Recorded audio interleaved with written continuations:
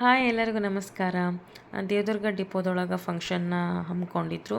ನಾವು ಬಂದು ಒಂದು 5-10 ನಿಮಿಷಕ್ಕೆ ಫಂಕ್ಷನ್ ಶುರುವಾಯಿತು. ಸನ್ಮಾನ ಮಾಡೋಕ್ಕೆ ಶುರು ಮಾಡಿದರು.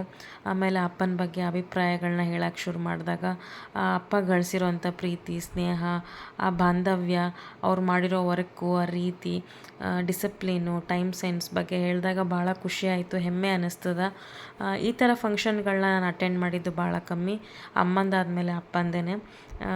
ಅಲ್ಲಿ ಅಮ್ಮ ಆಮೇಲೆ ನಮ್ಮ ಮಾವ, ಎಸ್ಪೆಷಲಿ ನಮ್ಮ ಮಗಳು ಮಾತಾಡಿದ್ಲು ಅಪ್ಪನ ಬಗ್ಗೆ, ನಮ್ಮ ಅಪ್ಪನ ಬಗ್ಗೆ ಅಂದರೆ ಅವ್ರ ತಾತನ ಬಗ್ಗೆ. ಎಲ್ಲರೂ ಖುಷಿ ಪಟ್ಬಿಟ್ರು ಅಲ್ಲಿ ಇವಳು ಮಾತಾಡಿದ್ದು ನೋಡಿ.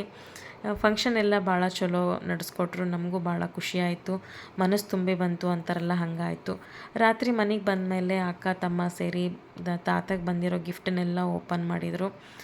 ಒಂದಲ್ಲ ಎರಡಲ್ಲ ಸುಮಾರು ಗಿಫ್ಟ್ ಬಂದಿದ್ವು. ಸೊ ಇದು ಇವತ್ತಿನ ನನ್ನ ಮಿನಿ ವ್ಲಾಗು. ನೆಕ್ಸ್ಟ್ ವಿಡಿಯೋದಲ್ಲಿ ಸಿಗ್ತೀನಿ. ಬಾಯ್.